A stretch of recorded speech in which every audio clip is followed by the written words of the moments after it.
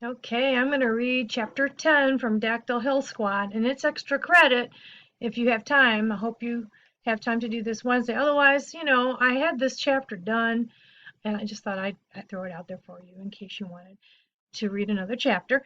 And please keep reading it. It's a cool book, and you won't have to do any work after this. Anyway, it's an exciting chapter, and I wanted to share it with you. All right, Dactyl Hill Squad, chapter 10. It's called Run, and here's some vocabulary. Projectiles are something you throw. Wary means worried and careful.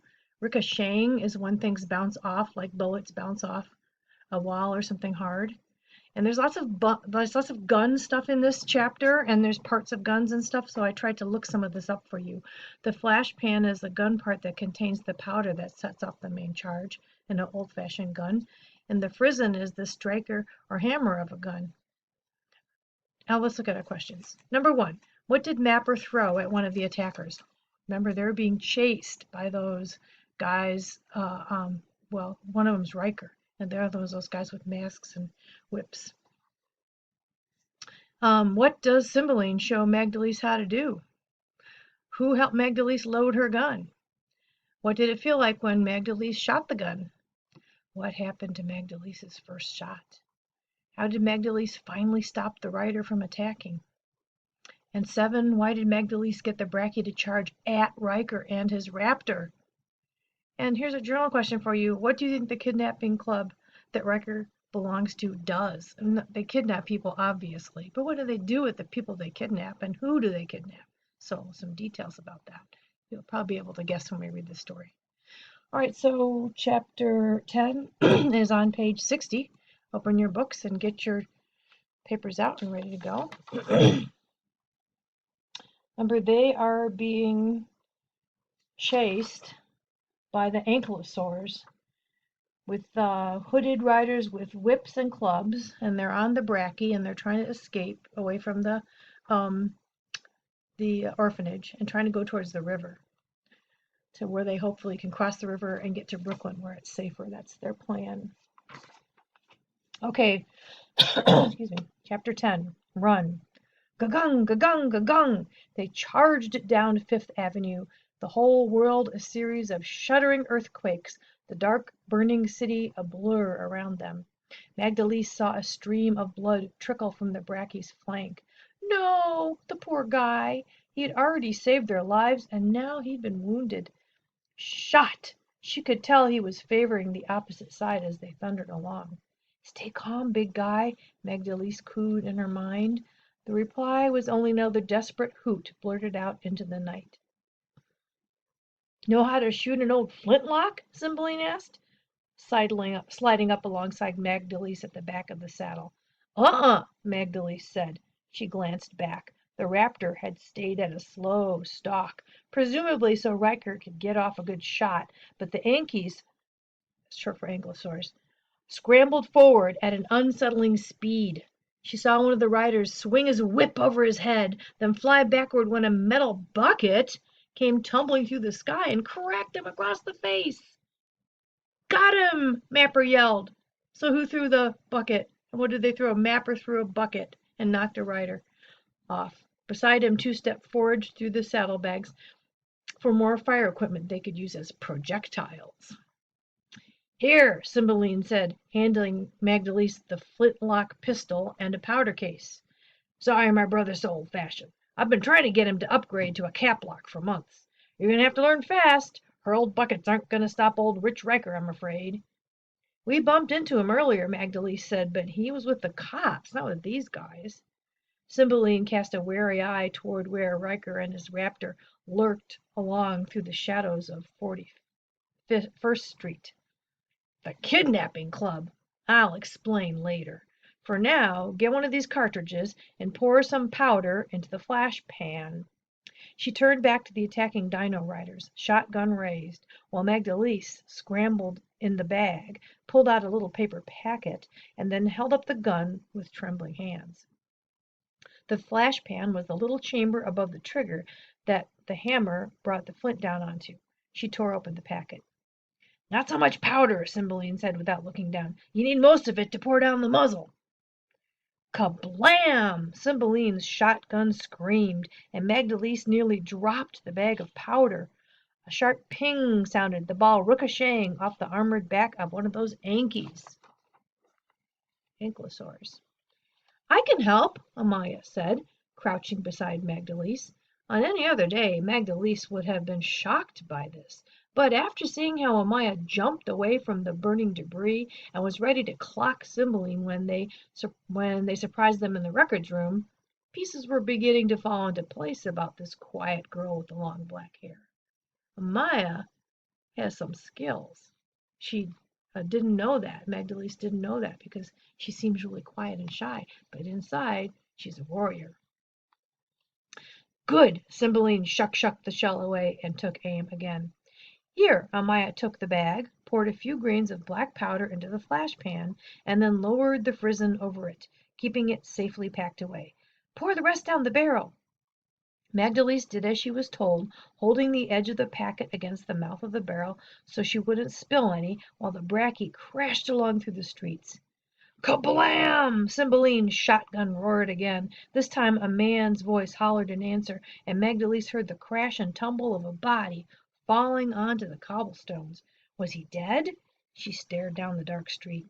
Ka-ping! A musket ball ricocheted off the armored plating around the bracky's saddle a few feet from them. Blam! Cymbeline took one shot, then another, then shuck the shells out. Now the ball goes in, Amaya said, retrieving it herself and popping it into the muzzle, and then the ramrod, Magdalise said, pulling the slender metal shaft out from beneath the barrel and shoving it into the front of the pistol. That part I know. Blam! Cymbeline let off another shot. An Inky squeaked and veered into a lamppost, hurling its rider through the air. There we go, Cymbeline yelled. Gotta aim for their face. Oh, let me go back for a minute. Did you guys get that Amias is the one that's helping Magdalise load her gun? Good. Okay. Magdalise cringed. She knew the dino's rider was directing it to attack her, but she couldn't help but feel for the poor beast anyway. Flint in place, Amaya said, wrestling a little black shard into the hammer, and we're good to go. So they're all ready to fire now. Magdalise's first shot ever. She's never shot a gun before. Magdalise stared at the loaded pistol in her hand for a second. Heads up! Two-Step yelled. The last Anky rider had pulled alongside them. He swung a club with nails sticking out. Magdalise raised the pistol, her hand shaking, cocked it back, and pulled the trigger. The hammer fell, and sparks danced out of the chamber with a fizz. Then it felt like her fingers were being shoved through a meat grinder as the gun let off an ear-shattering bang, and smoke poured out. Magdalise stumbled backward onto Amaya, who steadied her. So, what happened when she first shot her first gun for the first time? Felt like her hand exploded. Felt like it went through a meat grinder. It hurt her hand, and she was pushed back. When the smoke cleared, the rider was still galloping along beside them. He'd lowered into his saddle, cringing, and now looked up, realized he hadn't been hit, and raised the spiked club again. I missed, Magdalise said. A tiny part of her was relieved she hadn't killed someone, but the rest screamed with terror that they were all about to die because of her bad shooting. So what happened with her first shot? She missed. Of course, it's her first shot, you know. And the guy is still coming at him. What's she going to do? How's she finally going to get rid of him when she can't? It takes a long time to reload that gun. She can't just shoot again. We'll find out. The rider brought his club down on the bracky's thick hide as a bucket flew past him and clanged onto the street. That didn't help. The bracky howled, swerving away, but the club stayed fast. Ooh, he dug that club right into the bracky's side, and the rider held tight, swinging off his mount. Ooh, he's going to climb onto the bracky. He scowled beneath the gray mustache, pulled a dagger from his belt, and shoved it into the bracky.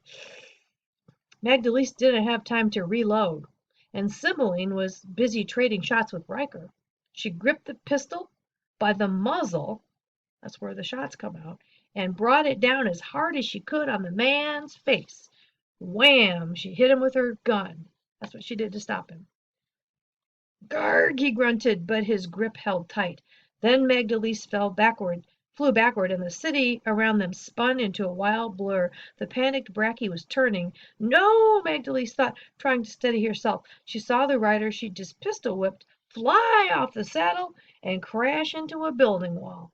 So a combination of her hitting him and the Bracky turning quickly pushed him down, and then slump beneath it and lie still. Cymbeline was already shoving her way to the front of the Bracky's saddle as she loaded more shells into her double barrel. Ha! Well, they got the guy. Wasn't easy though, was it? Cha-ping! Another musket ball dinged off a street lamp near them. The Bracky reared to a halt and hooted his terror into the night. Mapper and Two Step were still helping each other up when Magdalise hurried past them to where Cymbeline was steadying her double barrel for a shot. Up ahead, Riker's Raptor has raised itself to its full height. This one wasn't like the bedraggled old dino they'd squared up with outside the theater. This creature was almost twice the size and clearly well taken care of. Finely groomed purple and black feathers sprouted from its slender arms, and each razor-like claw on its feet had been shined and sharpened. "Give up, Cymbeline!" Rich Riker called. "As city magistrate, I demand you hand over the children to the custody of the state of New York." "You mean the kidnapping club," Cymbeline spat. Riker smiled. This is what the kidnapping club is, so pay attention. "In fact, you are technically the one kidnapping. These are wards of the state. Now that their home has oh so sadly been destroyed," his smile widened, "it's up to the state to make sure they're properly taken care of." Riker's foul grin left no question in Magdalise's mind. He had been responsible for the asylum burning down. He'd probably made sure Mr. Calloway was killed too, and he was surely after whatever other orphans had escaped if he hadn't already snatched them up. And now he wanted custody of her and her friends? Rage seethed in her heart as she glared down Fifth Avenue. She felt Amaya stand beside her, knew that the others had stood now too, were behind them and wondering what would happen. "You're not selling these kids into slavery," Cymbeline called.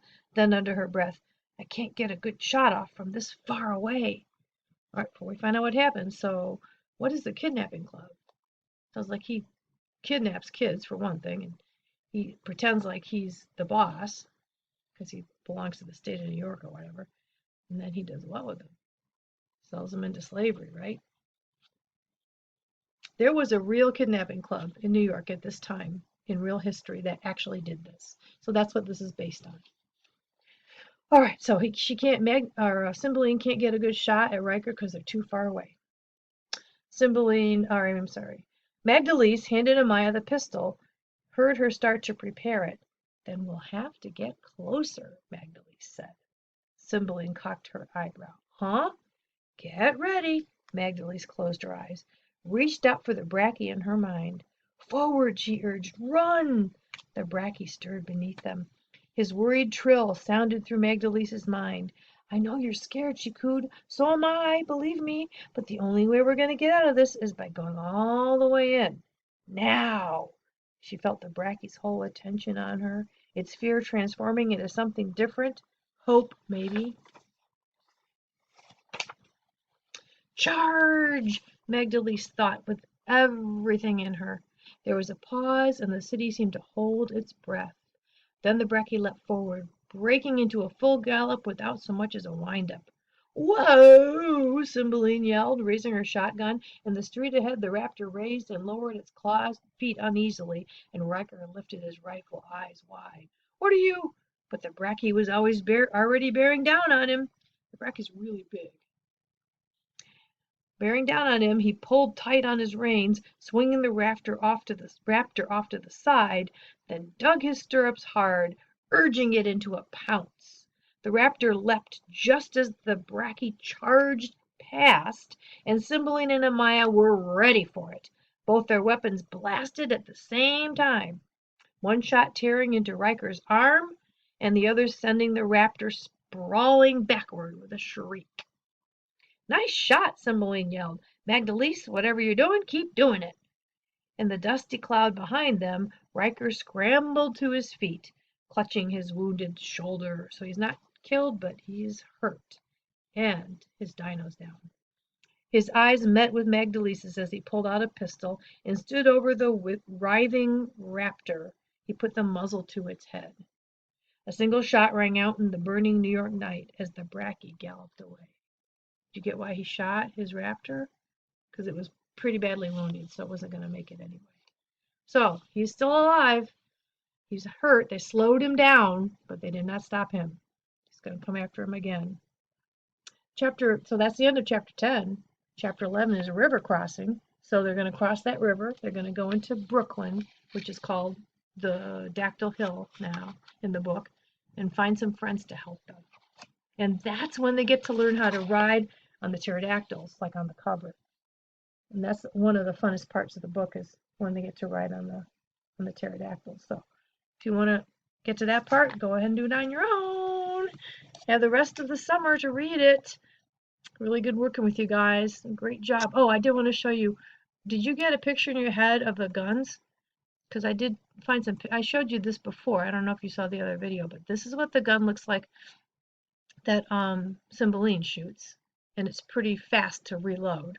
It's a new modern kind. And then this is the flintlock pistol that Magdalene shoots, and I think this is the flash pan thingy here. So that just takes a lot longer to load up. And those are real guns that people have saved. They're antiques now, and they are from a long time ago. So that's what their guns look like. Alrighty, guys, have a great summer. Good to work with you. Bye.